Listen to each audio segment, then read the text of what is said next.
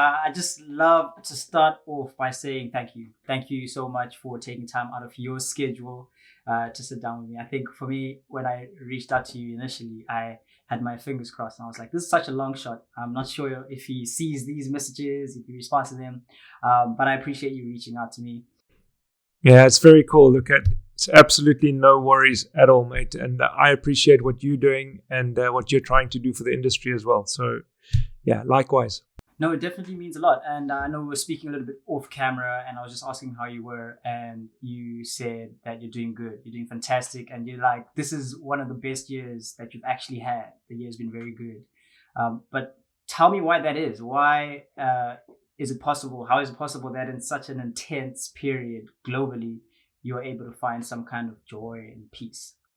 Yeah, look, I've always with my training, the way I teach photographers, I think that photographers who have been running their businesses like businesses have definitely managed to make it through the Corona crisis, and in some cases even thrive during the crisis. A lot of the times people are running their businesses like home industries, not through any fault of their own. It's just that it becomes, it's an organic process. And a lot of photographers just go through their photography business in terms of marketing and advertising without much training and without much thought process. And I think that my business principles have been amplified, or the difference between somebody who's running a business like a business and somebody who's not. I think the gap just grew bigger because people who had a strategy and people who approached their business from a perspective of it not being necessarily an emotional endeavor, it more of an endeavor for profit. I think those people, managed to thrive in this really tough environment. So, yeah, I'm happy that my business principles have stood the test of time, and being able to pivot your business, I think, is really, really important, and not to rely on one specific income stream. I shoot everything from weddings to fashion to sports to portraits, kids, families, literally anything. But the way I market myself, the people who see my work see me as a specialist. So I've got different websites for different genres. And when you employ me as a sports photographer, you think that I'm a specialist sports photographer. And it's quite strange because, if I'm doing commercial work, some clients will say to me, have you ever thought about shooting weddings? And I'm like, seriously? I've done 1,000 or so.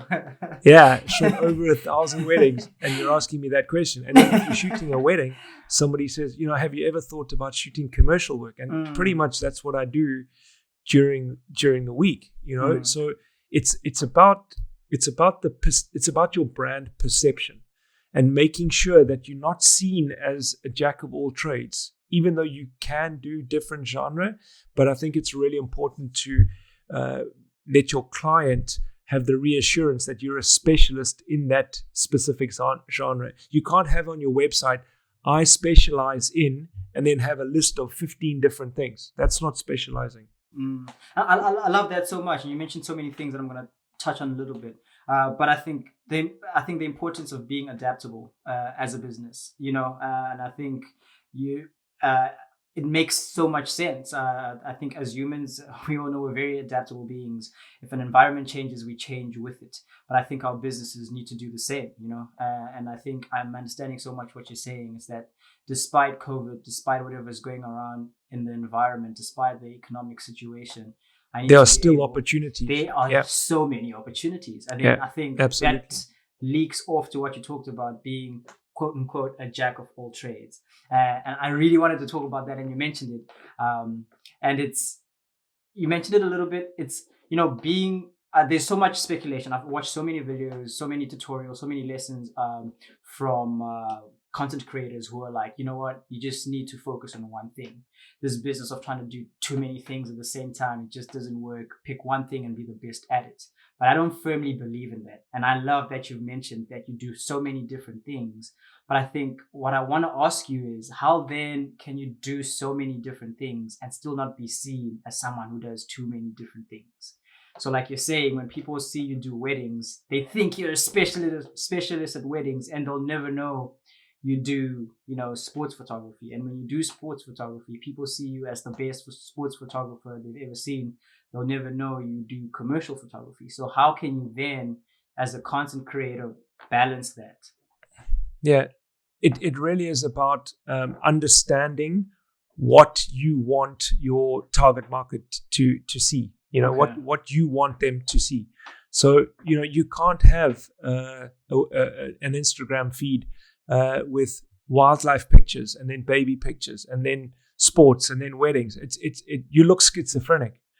So I have 4 or 5 different Instagram accounts. One is for sport, one is for headshots. I do other stuff. Obviously, I do training as well, where I teach photographers. So I've got a separate website for that. But all of this comes really from a place of hustling. I don't think I was born creative.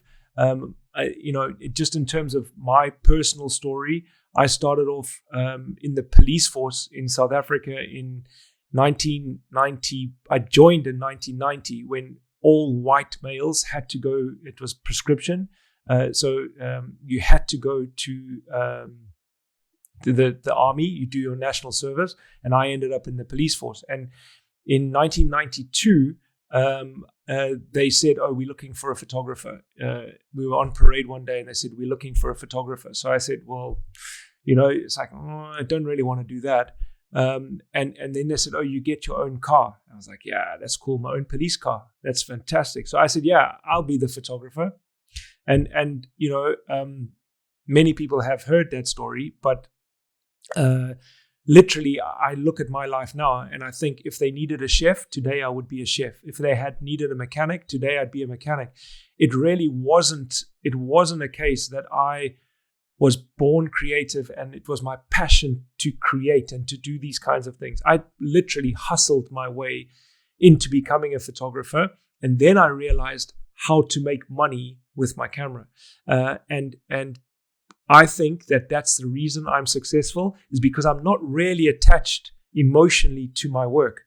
I know what sells. So I create images that sell. It doesn't necessarily mean that I like them, because the first thing that you have to understand, if you are looking to target a market for weddings or family or kind of like the domestic market, I'm not talking about commercial work or fashion or advertising. I'm talking about targeting domestic work. So like I said, families, kids, newborns, all that kind of thing. The first thing that you have to understand is that you are not your target market. Because if you were targeting people like yourself, they don't have money. So what's the point in targeting people like you? You need to target people that are richer than you. And that's one of the first things that I learned. So I don't create images that appeal to me. I create images that appeal to my target market. I think that's a very important thing. I've never, and I'm telling you, never heard it said that way. This is the first time this is exclusive information on this podcast right here. And I think I'm going to actually charge people to listen to this one. I'm kidding. All right. I'm kidding. But yeah. No, that's actually very true. Well, let me put it this way. Most photographers create work that they like, and they put it on their website and they put it on their Instagram, and they hope that other people will like that work enough to book them to do a job. Okay? But if you look at humans, we like people that are similar to ourselves. So if you look at your friends, if you look at your family, you all dress in a similar way. You all kind of eat at the same restaurants, go and watch the same kinds of movies. You all like the same kind of fragrances. Your lifestyles are very much the same. Okay? So if you create work that you like, other people that like that kind of work are going to be very similar to you. And they don't have money either. Okay? So it's pointless targeting people like yourself. So if you are, let's say, for example, if you're on a scale, if you look at a scale from 1 to 10, and poor people being a 1 and rich people being a 10, if your lifestyle right now, and you can, it's all relative. Somebody who earns $100,000 a month, you and I think is rich. But, a football player, he thinks, well, that's low wages. So it's all relative, okay? So what you have to look at is, if you have it on a scale of 1 to 10, where do you sit on that scale? And let's ask you that question. Where do you think on a scale of 1 to 10 in Cape Town, South Africa, 1 being poor, 10 being rich, where do you think you fit in? I'm probably like a 2.5. All right, so you're in a Cape 2.5. Town. In Cape Town, I'm a 2.5. Yeah, okay, so you're a 2.5. You don't want to be targeting other 2.5s. But I'm not expecting you to try and target the 8, 9, and 10. All I'm asking you is to target people with more money than you. So you need to look. 5. Yeah, let's go. Don't worry about 3 because that's only 0.5 higher than you. Okay. So let's look at 4 or 5. Okay. Let's call it a 5. Let's be ambitious here, mate. So you need to now. What you need to do is research how 5s live. What perfume do they wear? What movies do they watch? What books do they read? What magazines do they read? You need to go and get those magazines, read those books. You need to read those magazines and see the pictures in those magazines. And then realize that those people think that the pictures in that magazine is normal. That's normal. So I would consider myself probably a 6 or a 7. Okay? Now I target 8s and 9s and maybe 10s sometimes. In fact, I do target 10. I do get 10 clients. I mean, I've been taken on holidays to the most amazing locations where honestly, the amount of money that they spend on the hotel room for me is more than most people earn in a month. And for me, I've got to act like that's normal, okay? But it's not normal for me. But I need to look at what those people consider normal, and I need to create images that they think are normal. So for example, I like I said, I think I'm probably about a 6 or a 7. I target people that are 9s. I go and get Vogue, Harper's Bazaar, Vanity Fair. I look at the pictures that those people see every single day and that they think are normal.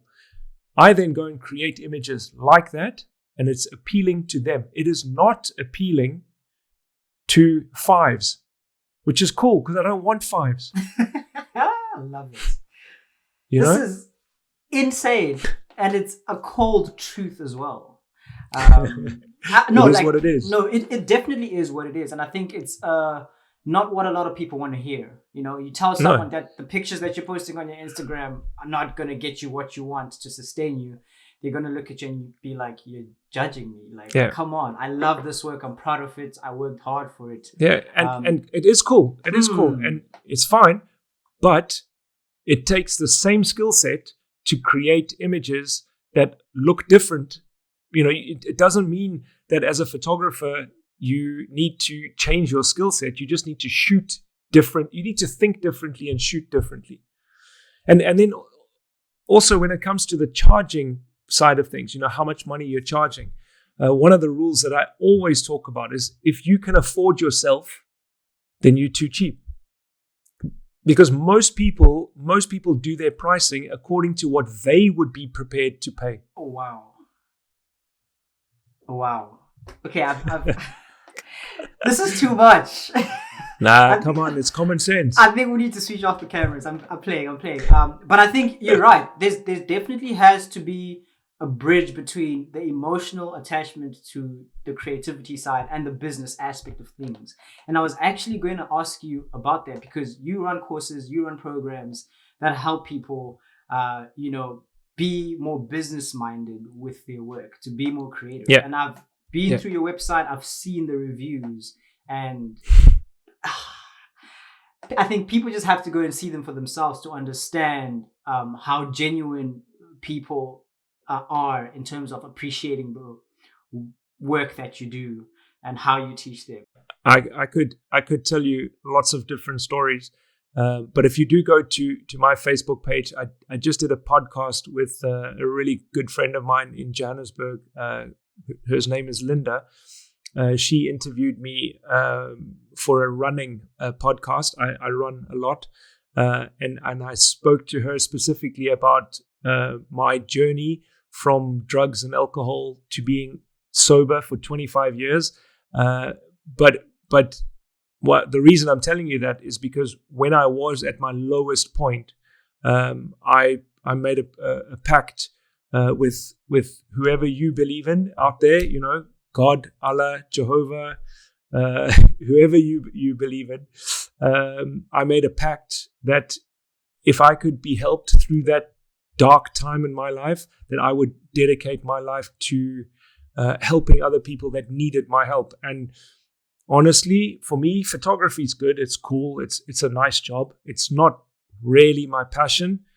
My passion is being able to facilitate change in people's lives through this. And the weird thing about the weird thing for photography as well for me is I don't really know how I do things. I just know that when I pick up the camera, I know how to do things, and I know how to explain things to people in a way that comes across so that they get it. And for me, that is so much more rewarding. So yeah, when you say that you've looked at the reviews and what people say about me, obviously I've looked at them too, and it is incredibly rewarding for me that when I die one day, and I know that sounds a bit morbid, but when I die one day, I have made a difference, and that is so special for me. So I appreciate your words of appreciation too. Yeah, and I was actually going to ask that. I was going to ask that as a brand, as an individual, how would you then love to be remembered? In terms of in a creative space. Yeah, definitely being someone who has helped and made a difference in other people's lives.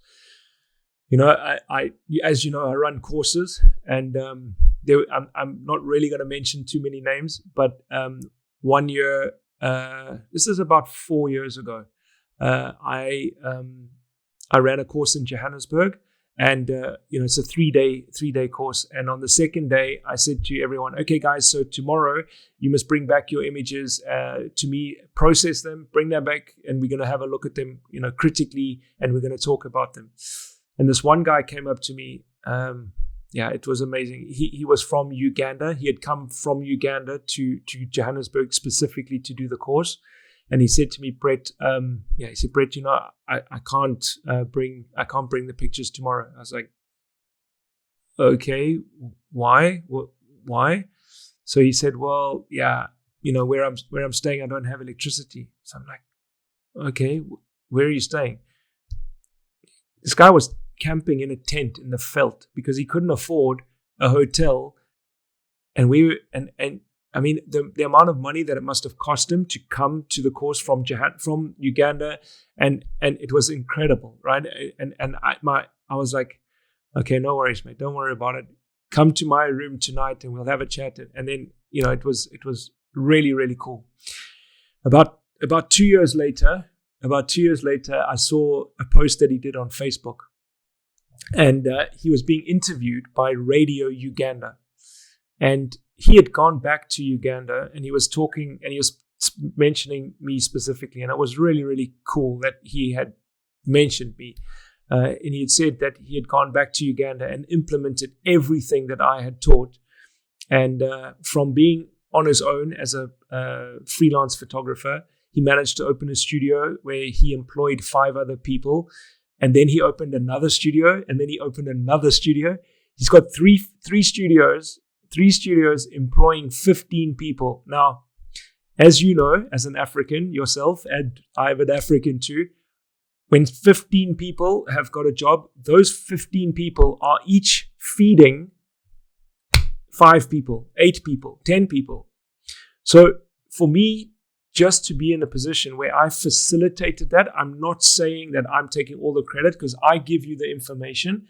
You choose what to do with it. So if I tell you something, you can say, he's talking rubbish, or wow, that's cool, let me implement it. But that for me is a much bigger legacy than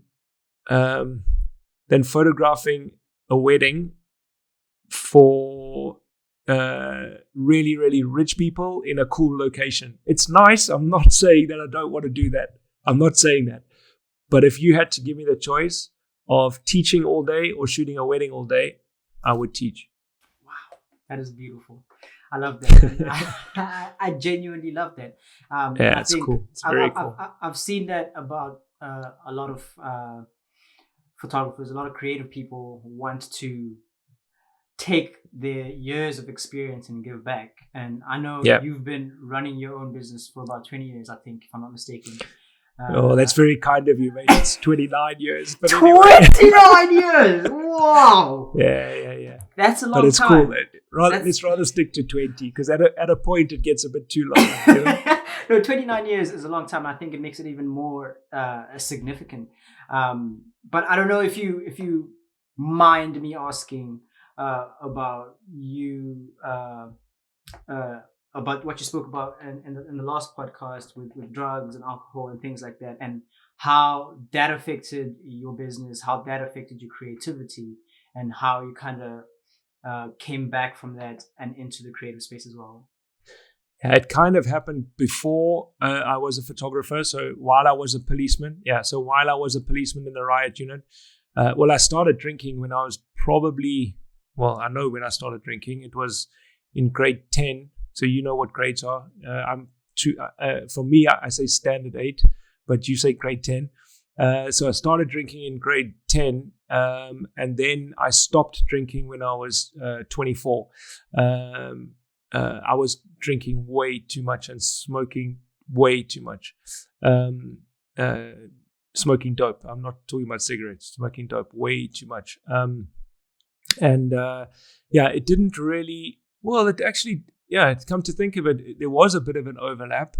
When I opened my business, I was still drinking, and then probably about a year later, I stopped. So it wasn't really in full flow yet. But yeah, I definitely wouldn't be able to do it with the mindset that I was in. It was just really my lifestyle was just a very destructive lifestyle. And I switched addictions from drugs and alcohol to running. And I run a lot. In South Africa, obviously the Two Oceans is a big thing. The Comrades is a big thing. I've run 10 Two Oceans marathons. And I've run 25 Comrades. So, yeah, I switched addictions, but it's a cool switch. It's a good thing. Whoa, that is insane. 10. Yeah. That is a lot. Well, 25 Comrades. 25 Comrades. And what's your target? What do you hope to achieve, I think, running-wise? You said you've switched addictions. No, it's a lifestyle. It's a lifestyle. It's every day. It's, I'm not a very...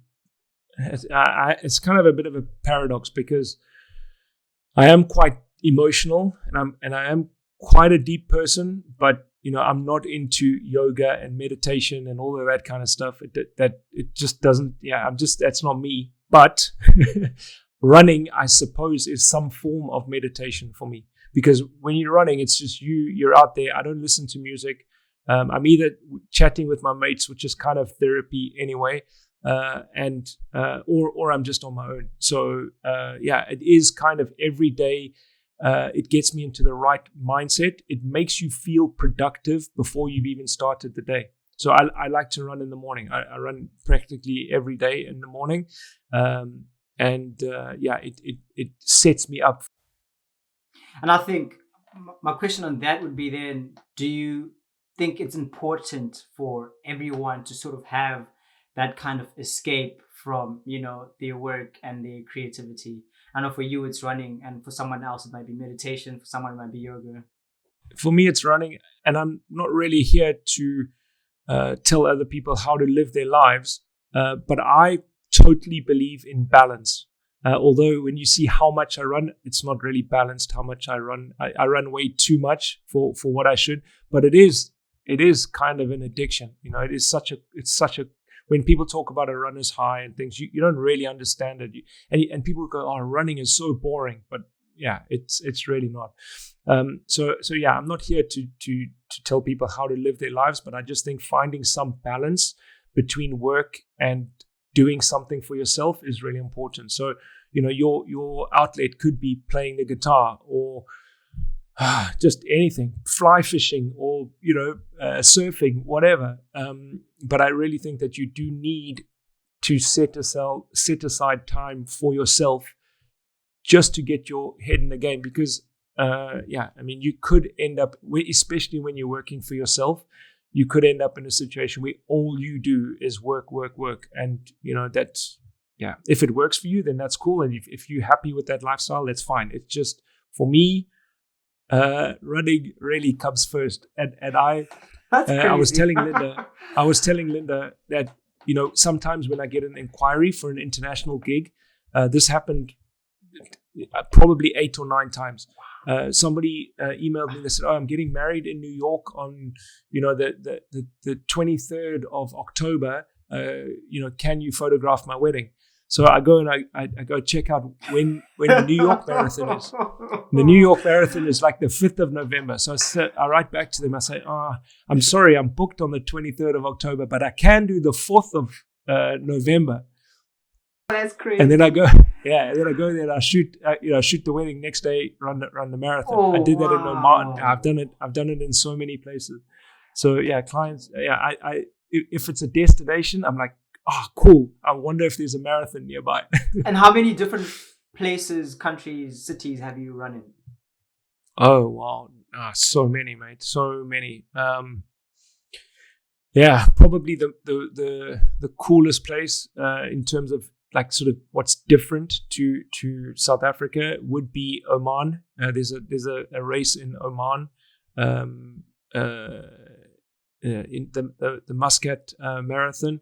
And then Berlin, Rome, Barcelona, Paris 3 times. I've done loads all over the world, and it's been really, really cool. I mean, it's good fun. Yeah, I think you've been privileged enough to travel a lot, and I love that. And I also would love to get to a point where I can travel a lot. But on your travels, and I think on a creative point of view, which is one of the places where you went and you were like, "Wow, this place is different. This place really allows me to express myself." Oman. Really. Oman is one of the nicest places to shoot. You think of the Middle East, for example, Dubai. Oman is right next to Dubai. You think about the Middle East and you really think of just desert, but Oman, the desert is really cool, but they've got the most amazing cliffs and the most beautiful coastline with rocks. It's so gorgeous. So it's really different, and it's a really beautiful place to shoot. In March this year, I was in Tenerife for Nikon. I was doing a 2-week gig in Tenerife. Tenerife is the Canary Islands, just off Morocco, and that's where you get the black beaches. It's volcanic sand, so the sand is black, like it's the color of the sand is black, and it's so cool to shoot there. Also Madeira, where Cristiano Ronaldo was born. That's a Portuguese island in the Atlantic Ocean. 2 or 3 hours into the ocean flight, and that's also a gorgeous location. So I have been really, really privileged to shoot in the most amazing. When people have got money and they taking you somewhere, it's not to some dodgy hole. It's normally to cool places. Yeah. And do you have anywhere you haven't visited yet you would love to visit, and why? Or you don't really? I'd like to go to Cuba before it gets too commercial. Perhaps Mexico as well. That would be cool. Cuba, Mexico. And why those two countries? I don't know. Probably because I watch Narcos. I know it's not. I love that so much. Yeah, it's not. I know it's not. It's Colombia, but I just think the Mexican. I know it's romanticized, which is probably not the coolest thing, but like the buildings look really cool. You know, in Cuba, the cars, the buildings, the cigars. I really like the fragrance Havana by Aramis, and that just makes me think that would be really cool in Cuba. And then from the Mexican side of things, I really like Mexican food, and I just think that you can shoot some really cool stuff in town, and then go into the desert where you've got the really cool cactuses and that kind of stuff that you could shoot in. But Mexico. Yeah, Mexico, Cuba, yeah. That definitely sounds exciting. I would love to be in a space where you are at, and I'm definitely going to keep working hard to be able to travel a lot as well. I've got a few countries on my bucket list myself. But I think you spoke a little bit about it, and I was going to ask that. It's being an ambassador for Nikon. And I think you spoke about, hustling your way to where you are at now, working hard and tirelessly to become the individual you are, to have the business that you do have, and then being able to be recognized by a company like Nikon to be your brand ambassador. How does that make you feel, and how has that experience been? Well, obviously, it's extremely validating that a brand as big as Nikon trusts you with their product and with their brand. The strange thing, or the cool thing, I've been a Nikon ambassador for 12 years. I've been with Nikon longer than anyone at Nikon in terms of the company. I was there long before them. The people that there's one person, the head of Nikon in South Africa, he was there longer than me, but pretty much everyone else, I've been there longer than them. But it is extremely validating, and I am really grateful to them for the opportunities that I've got through them. In terms of, I know what your next question is, and I'm going to just tell you straight up. You read my mind. Yeah, I know what your question is. Your question is, how do you become a Nikon ambassador? Yes. Right. So how did you know? Because a lot of people they want to know that, because they and I'm not talking about you specifically. I know you're asking that question for your listeners. But essentially, you need to make yourself marketable. Nobody is going to come and knock on your door and say, "Hi, do you want to become an ambassador?" You need to create content that makes their job easy, so that they don't have to go out and obtain the content. They don't have to go out and brief people or brief agencies. So when I was, in 2008, 2007, this is when streaming wasn't such a big thing still. People still bought DVDs, and there was a DVD that a photographer, an educator put out about weddings. And I watched this video, and I'm like, this guy's telling us enough for us to feel like the money we spent on the DVD was worth it, but he's not telling us everything. I'm going to why can't I just create my own video and tell everybody everything that I'm doing? So I shot a video where I was mic'd up, and a film crew was following me shooting a wedding. And as I'm shooting the wedding, I'm telling you what I'm doing and why I'm doing it, and what lenses I'm using, what shutter speed, what I'm thinking about, what's going to happen next, how do I pose these people, all that kind of stuff. And literally, the bride is walking down the aisle, and I'm looking at you and going, okay, once I'm finished this shot, I'm going to turn around and take a shot of the groom. to get his reaction. Whilst the wedding is happening. Yeah. I did that. Wow. I've done that 3 times. I've got 3 separate videos specifically about that. And the mic's right here. So I can just go, okay, I've got the kiss. Now I'm going to take pictures of the grandparents because I need to make separate albums for the grandparents. So as we're going along, I'm telling you what I'm doing and why I'm doing it. Now, I took that video. I shot that video first. I did everything. I then went to Nikon. I said, listen, I've produced this video. I've produced this product. Is there any way you can endorse it by just saying, video, Nikon thinks this is cool or whatever? And I sat down with the managing director of Nikon, and I had half an hour meeting with him scheduled in his diary, and I sat down with him and I said, look, I've done this video. I'd like to talk to you about perhaps distributing it to the camera stores and all of that kind of thing. Let's take a look. So we put it in, and it starts to play, and he's watching this, and I'm just thinking, time is ticking here, mate. I can't be sitting here. I can't be sitting here with you watching this video. The video is like an hour and a half long. We need to talk. Oh man! And I said to him, well, sir, this. He's like, shh, quiet. He was in and it. He's watching. He was engrossed. He was engrossed, and then he's like, hold on, and he phones the marketing person. He says, oh, come and have a look here. Literally, there's like 5 people watching this video. And I sat there, and literally they watched the whole thing, and I'm sitting there, and at the end of it, he said that was amazing. Thank you so much. We're going to do this and that for you. Can we get a contract to you? I made myself marketable. I didn't go there and say, I've got this idea that I want you to sponsor. I went there and said, here's a product that. So essentially what I've done was I looked at the photographic education market. I saw what was missing, and I created a product to fill that need. And then I took that product to Nikon.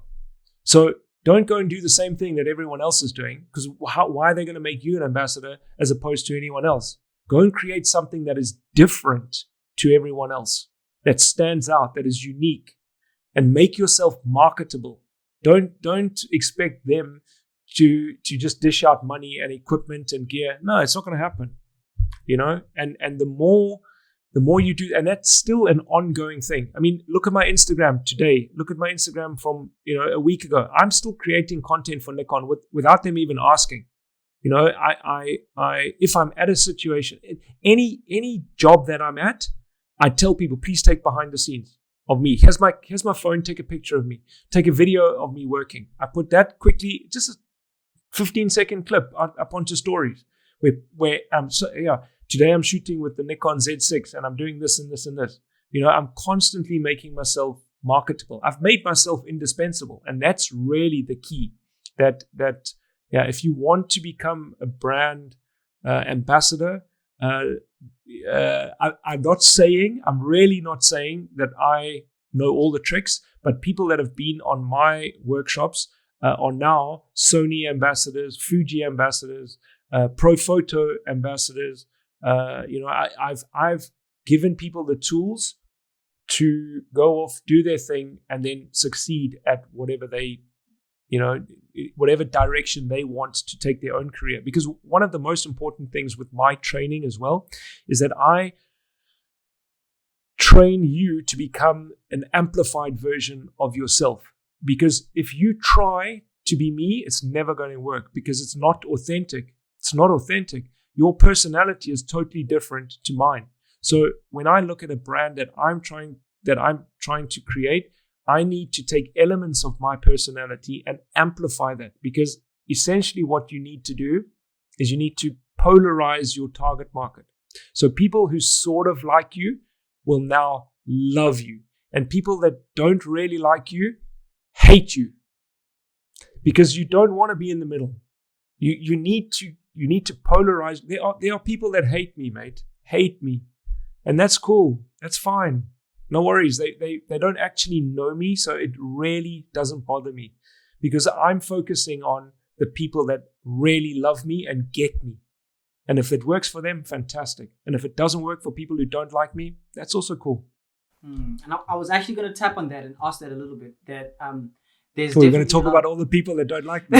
not exactly. We're not going to mention any names. Yeah, but yeah. It's the concept of understanding both spectrums, that there's so much success that has come your way and so many positive reviews. But I think each journey and everyone's life is filled with people like that. Like you're saying, you do everything the way you do it, and you get a bunch of people that do like you, but you definitely get a bunch of people that throw a lot of hate and shade, and especially online, like on the internet. And I mean, have you experienced that, and how have you dealt with that? And being able to keep a level head, because I know a lot of creatives go through it and struggle with it. Yeah, well, one of the things, like we spoke about a little earlier, is I'm not emotionally attached to my brand. So whoever they're attacking is a version of myself that I've created specifically to work as an educator or as a photographer. So I put stuff out there that I know for a fact is going to cause trouble, but I'm doing it in a way that polarizes my followers, because people that get me look at that and they go, this guy's amazing. And then people who feel perhaps that I'm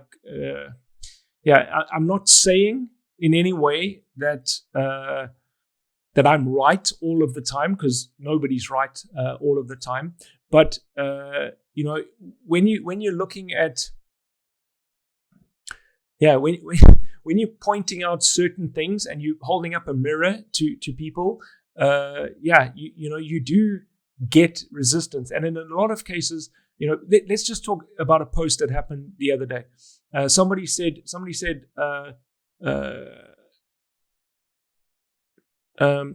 my client asked if I could have all the raw footage from my video. What do I say? And then people were writing, no, under no circumstances, don't ever do that. It's in my contract that the client will never get the raw footage. So I was like, everything's got its price. If I gave you 5 million rand, for that footage, what would you say? You would definitely hand it over. Come on. All right, of course. Yeah. So it's not a case of no, never. I will never do that. Everything has its price, and I'm looking at it from a business perspective. And then I wrote that. I said, everything's got a price.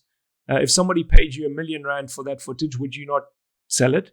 And then somebody wrote, oh, Brett Florence, always causing trouble. I'm like, how's that causing trouble? Aren't I just saying it as it is? But some people, it is what it is. And sometimes there was a case where there was an attack specifically on me because something that I had said was taken out of context. But the person who started the incident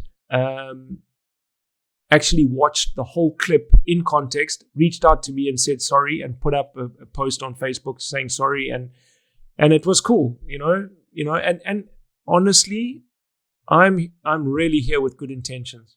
I'm not here to cause trouble or, just troll people online. There was one thing that happened in during lockdown, and I still stand by what I say, where people had said, where I had taken a quote from somebody else, and the quote basically was, if you haven't learned anything during this lockdown, if you haven't done anything to improve yourself during training or anything like that, if you haven't learned anything, it's not because you didn't have the time, it's because you didn't have the discipline. And people went mental about that, saying, I've got no empathy for people. I've got, you don't know how badly this has affected us. And it's like, I do know how badly this has affected us. And what are you going to do? You're going to sit on the couch watching Netflix and wait for this thing to go by? Or are you going to get off your ass and learn something, teach yourself something new, and develop yourself? And I do understand that there are a lot of people going through a lot of mental challenges. I really get that. My comment is not intended to hurt people in any way. My comment is to ask you, seriously, have you taken a look at yourself, and have you asked yourself the question, have I been lazy? Have I, been procrastinating about so many different things? And I do still stick by that. People have had so much time, and it doesn't have to be about money. You can learn stuff online for free. But yeah, a lot of people, if you haven't learned anything, it's not that you didn't have the time; it's that you didn't have the discipline. And I think I love that about the internet. I think the ability to express your opinions.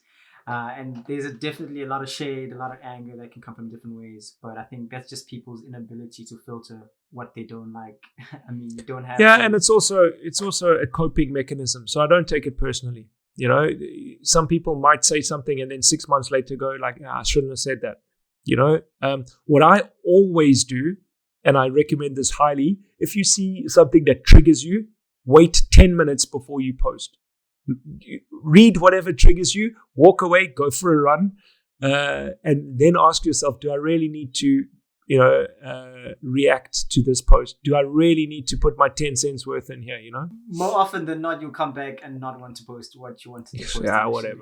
Yeah. You gotta just let it go. I appreciate you sharing that. The ability to detach yourself, I think, from a lot of these things and separate the emotion from the business. I think definitely taking that to note. But you are currently, as I'm speaking to you, in Amsterdam. Are you based there currently? I'm based wherever you want to be. I tell people what they need to hear. So if my client is in South Africa and says, "Where are you based?" I'll tell them I'm based in South Africa. If they, if somebody from the UK asks me where I'm based in Bournemouth. Depends wherever you want me to be based, mate. But you are asking me a question as a mate, as a friend. I live in Amsterdam. Okay, so I mean, how? Although, wait. Although sometimes people want to hear that you live in a foreign place because they want to fly you in to shoot their wedding, because imported is always better, Really? So yeah. If you're in the same country, that changes the whole. Yeah, of course. I go back to Durban, mate. And I can't get the work that I get in different countries because I'm in my own backyard. Yeah. Oh, that's very interesting. But how has that move been for you? Moving from your country where I guess you'd be comfortable to be in a foreign land and adjusting to the culture. You've probably been there a while now, but how was it initially?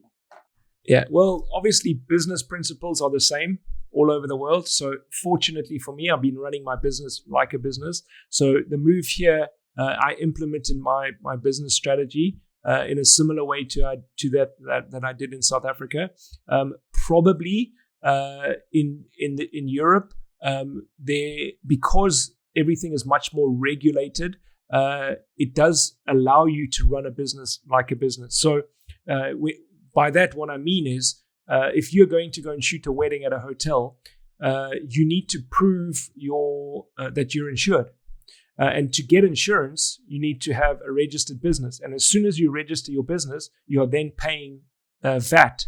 So everything's regulated. So you don't get so many fly-by-nights. You don't get many people who are just working at the bank during the week and shooting weddings on the weekend.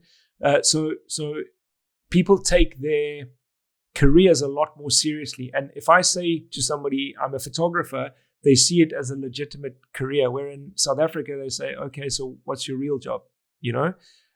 So I think here, there is, because everything's much more structured and much more regulated, there are opportunities for people who run their businesses correctly to thrive. And the most amazing thing about Amsterdam specifically, literally, 5-hour drive to Paris, which is like Durban, Joburg. I went to go and shoot the French Open tennis final. I left here at 5 o'clock in the morning, and I was shooting at 10:30 in Paris at Roland Garros. You can drive to Germany is literally 2.5 hours from the border here. So there are a lot of places that are really close and maybe an hour's flight or a 2-hour flight. So there is a lot more opportunity to go and do other things in different places. But it wasn't easy. It really wasn't easy because I started from scratch. I arrived here, no friends, no family, no job. I'm a freelancer. I did choose Amsterdam specifically because the headquarters for Nikon Europe is in Amsterdam, and I literally live 2 kilometers from the Nikon head office. I was there having a meeting with them this morning. So yeah, it was a very strategic move on that on that case. So yeah, it really wasn't easy, but I don't really have a choice because I don't know anything else. I was a policeman, and now I'm a photographer. So I didn't study anything else. I don't have a plan B when it comes to a career. So whatever it is, I have to make it work. And I love that. I think you're a very clear definition of hard work. If hard work was a person, it'd definitely be you. Like you're saying, going there with nothing, starting from scratch. And like you said earlier, it was so impactful and intense. What you said is that if they needed a chef in that time, I would have been a chef. If they needed a mechanic, and I think it just screams to your ability to take what's there and make it work and work as hard as you can at it. And I love that so much. And obviously it hasn't been an easy journey. There's definitely been things that you've had to go through, things that you've had to fight through. But can you think of, or can you remember a time where you said, this is where I got my big break, or it's kind of just been gradual throughout the years? And if you can remember, what was that and how was it like? Okay, so this anecdote is really to make you understand that you need to treat every single person with the most incredible respect, whether you're photographing the CEO of Bidvest, or you're talking to a toilet cleaner, or you're talking to the guy at Nando's, or whatever, anyone in life. So I opened my studio in a tiny little space, 4 meters by 3 meters. I could only do headshots. So inside, obviously I could shoot outside as well, but this guy came for an estate agent photograph, and I was dressed properly. I smelled nice. I greeted him properly. I treated him as if he was the only client that was on the planet. I really made him feel really special. And look, this is an ID. It's not an ID photo. It's like your headshot for estate agents that go on dustbins. You know what I'm talking about? So anyway, I shooted, and we're still shooting film in those days. And he comes back 3 days later, and he says, Brett, I know this sounds weird, but I really enjoyed the customer experience that you gave me, and I was just wondering, do you photograph clothing catalogs? And I was like, yeah, of course. Yeah, of course. I didn't even know what a clothing catalog was, really. So he says, oh yeah, because my wife, she works as a designer at Island Style, which is a surfwear brand. So I said, oh yeah. He says, and they're looking for a photographer. So I said, yeah, cool. Get her to give me a call. So I then go and find out what clothing catalogs are. And his wife gives me a call and says, oh, hi. My husband was there for his estate agent photograph, and, would you like to come in and have a chat? So I said, yeah, cool, no problem. So I go and I have a chat, and I get my break to photograph catalog work for Island Style. So I do that for a couple of years, and then the brand really takes off, and it's nice surfwear brand. So it's really cool. Girls' clothes, guys' clothes, swimwear, board shorts, bikinis, that kind of thing.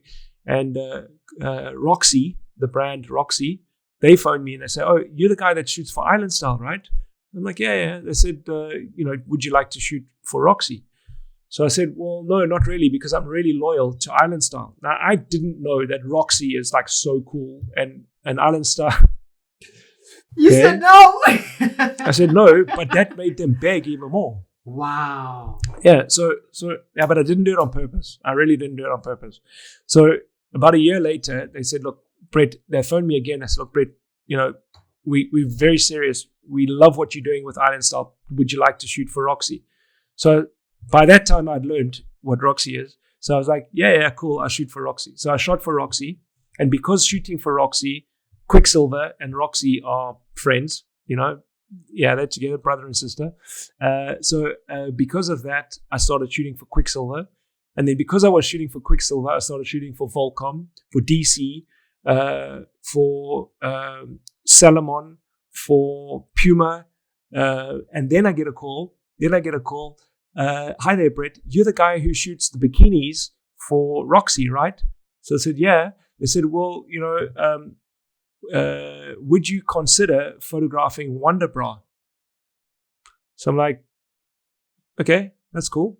So I started shooting for Wonder Bra, and then that took me on to Playtex. And basically, I'm like an underwear photographer specialist, and I did that for like 11 years. And if I look back to the big break, I didn't know it at the time, but it was from one estate agent photograph that I treated like gold. My customer experience, it wasn't a lot of money. It was a very quick shoot, but I made that person feel like it was the most important job I'd ever done. So every single job, even now, to this day, every single job that I do, I give 100%. Even to this podcast of yours, I'm giving you 100%. And I felt that. I've definitely felt and that. it's but that's what I think makes somebody successful. You need to be all in with anything that you do. So for photography, I'm all in. For teaching, I'm all in. For running, I'm all in. If I'm drinking, I'm all in. So that's why I can't do that drinking thing. So yeah, it's definitely a case of, it's so much more than just the pictures that you take. It's so much more. The pictures, shooting pictures, that's the easy part. It's the rest. It's the branding and the marketing, your life attitude, the way you treat people. They've got a really cool saying in the Netherlands. You understand Afrikaans? Not so much. Little bit. Okay. Basically, there's a saying that they have here: "Do normal." Just be normal. So that if someone's acting like a bit of an idiot, people generally just go like, "Come on, hey, do normal. Just be normal." Come on, man. Yeah. And I think that that's really important. It's like just treat people nicely. Just be normal. I love that so much, and I think it's very important. I've spoken to so many people, and I've seen it in so many different situations where I've spoken to people, clients that come to me who want to have photo shoots, and they're like, I've worked with so many people who do A, B, C, D. I hope you're not like this, So I think it goes beyond what you deliver. They're like, oh no, I loved his photos. I loved the way she works. But the way they treated me, I didn't really appreciate, So I think it goes beyond the content that you produce and the money that you're receiving and the relationship that's built. I know that Wonder Bra changed photographers because there wasn't toilet paper in the previous photographer's toilet. Wow. Yeah.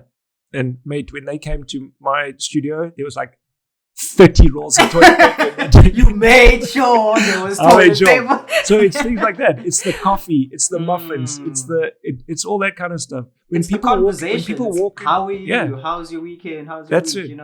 Absolutely. When people walk into your space, you say to them, what can I get you to drink? I've got coffee, tea, water, Coke.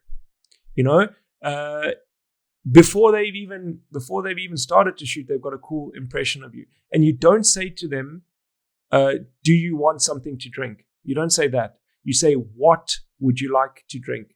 I have coffee, tea, water, orange juice. So you're giving no is not an option. You're saying to them, here are your options. Wow. So from that already they feel comfortable with you. You know. I love that so much. Building it's yeah, I think it's building rapport. You know, building a connection, allowing them. Yeah, I've personal connections. That's what it's all about, really. I've seen way too many examples of people who've fallen in love even less with the actual work and more with the person. Not to speak terribly about anyone's photography, but they could have gone for someone who takes pictures better. But just because you could be a bad photographer and still be successful. Yeah. You can be a great photographer and be a failure. Yeah. and but it's so true. So I think the humane aspect of it, just being a human being, being normal, being caring, how you would like to be treated and treating them the same way. I think it's important. I think it's something we can all learn from you. Truly, I love it. Thank you so much for sharing that. And I think with that, it just gives me a better understanding of what you've been able to achieve. Obviously, through the people you've met, it's not something you do alone. It's a lot of communication, a lot of talking, a lot of relationships have been built, a lot of work has been put in. But what is your greatest achievement? I think when you look back at it, one thing you're most proud of achieving, and I know it's a lot that you've been able to do, but what's your one greatest achievement? And then this could be creatively or even outside a creative space. You know, I've got two boys, and being a role model to those boys is really, really special for me. However, I'm going to say that I do have a teenage son that is very challenging. Not he's very challenging. Having a teenage son is very challenging, and I hope, and when you ask me what is my greatest achievement, this isn't my greatest achievement yet, but I hope that they turn into productive members of society who share my passion for helping other people. That hasn't happened yet, so I can't say that it is my greatest achievement. But if I had to look at my career, probably the last gig that I did for Nikon, I during that gig, I was like, this is what I was born to do. Wow. This is cool. You know, and that was really, really cool. And that gig, I'm not allowed to talk about it too much now, but you will see that it's going to come out in a month or so, and it's really cool. I'm really, really, that was amazing. That was cool. I'm keen and excited to see it. And I mean, I'm definitely a big fan of your work. Not for long, obviously. I mean, I've only known you for a little bit, but what I've seen, the work that I've seen you do, going through your website, going through your work. Definitely, and I mean, spending the last hour chatting. So you like my work? Like is an understatement. Okay, so then maybe you're not a 2.5. Maybe you are an 8. Like is an understatement. I think I've gone through your profile. I've been sharing it with a bunch of my close friends. I'm sitting with this guy, Brett, the whole week. I'm sitting with this guy. I've been showing them your work. I'm like, guys, check this. So thanks, I think man. Like is definitely an understatement. I definitely look up to you. Outside knowing you, but now knowing you a little bit, having been granted the opportunity to speak to you, I think just elevates how much I do look up to you. I think even more outside of a creative space, you know. So I appreciate that. I would be really happy to offer one of your podcast listeners one of my training videos. You can choose whichever one you want. So maybe run a competition, and we can give one of your listeners. I've got loads. I've got the one wedding where I shot this amazing wedding in Dubai, and you see me shooting the whole wedding. Then I've got a 3-day wedding course that I've recorded. I've also got other stuff like off-camera flash, an introduction to beauty and fashion photography.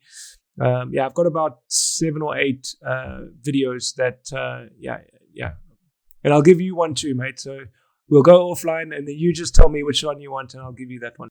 We'll definitely chat offline about that, and I appreciate that so much. But I think it just it just brings me back a little bit to ask something about you. You've got books and courses and mentorship programs and a lot of classes that you've done, and you've got this asset class of information and knowledge that you've created. Is that it for you, or there's more you would love to achieve? Everything's ongoing, man. You've never really got there. You know. Yeah, I am working. I am working with a company in Scotland at the moment, looking to do an education program specifically for them. I love doing the live stuff, and in Europe, you know, the Corona crisis is looking like it's heading towards the end. Most people have had vaccinations, and it's getting better here. So, you know, live speaking, you know, at conferences and conventions is quite a thing that I really enjoy doing.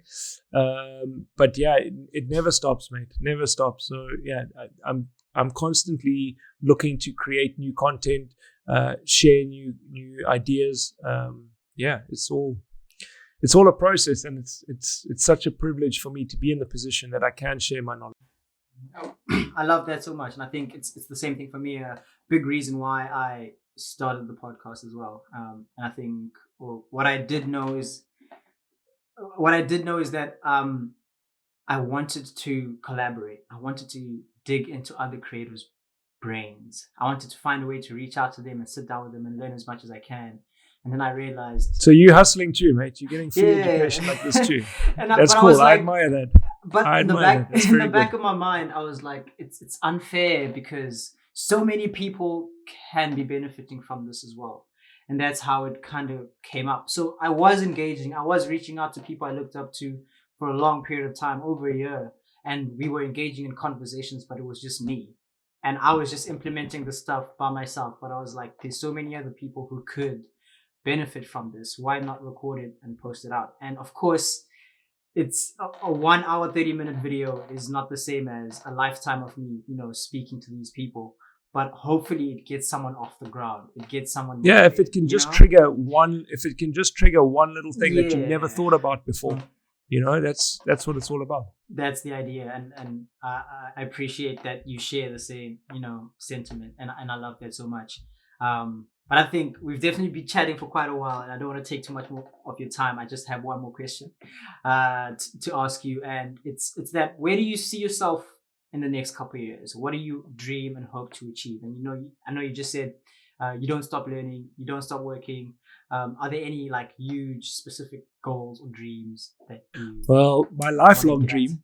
Well, not really my lifelong dream. My dream that has probably been around for the last 15 years, maybe since I started teaching. Maybe it'll happen, maybe it won't happen, but that is what I'm aiming for. I'd like to have a studio where I've got a cafe. You can't say coffee shop in Amsterdam because coffee shop is okay. So I'd like to have a cafe, like a coffee bar, attached to a studio. And that studio is where I work and rent out the space as well. And other photographers can use the space in the coffee bar, cafe, for like the gallery kind of thing. And then upstairs, there's a space for teaching. So I'd like that. I've also been asked to help set up an academy in Oman. I was actually teaching the official photographer of the Sultan of Oman. I was teaching his crew, and he's actually retired now, and they're looking to open up a school in his name, and they asked me if I'd like to consult and set that up, and I would like to do that. So yeah, to go maybe have a photographic academy, but a physical space. The online thing is cool, but it's not as tactile as actually seeing people and teaching people and shooting. You know, it's great. The online stuff's great, and I understand that it has its place. But you know, watching somebody else do something, you're not going to learn as much as you actually doing it yourself. So I'm definitely going to assume that you are a coffee person. You definitely love your coffee. Do you consume a lot of it? Oh yes, mate. I'm a recovering alcoholic. If you any recovery, it's all coffee. It's all coffee. Coffee is definitely a big thing, and I'm from Zimbabwe originally, and when I came here and I saw how much coffee was consumed in this country, I was like, this can't be mental, normal. right? It can't be normal. Like, where's the tea? Where's the rooibos? You know.